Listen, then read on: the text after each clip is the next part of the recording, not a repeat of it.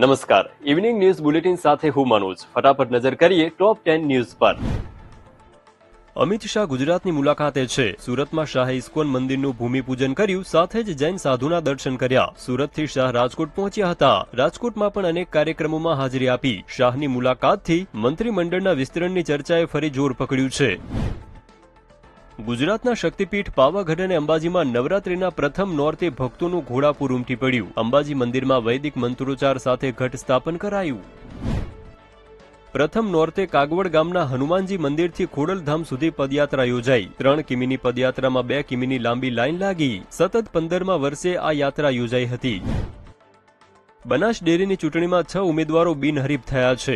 રાધનપુરથી શંકર ચૌધરી અને થરાદથી પરબત પટેલ સામે એક પણ ફોર્મ ન ભરાયું. 10 બેઠક પર ક્યાંક 3 તો ક્યાંક 5 ઉમેદવારો મેદાને છે. આજે ફોર્મ ભરવાનો છેલ્લો દિવસ હતો.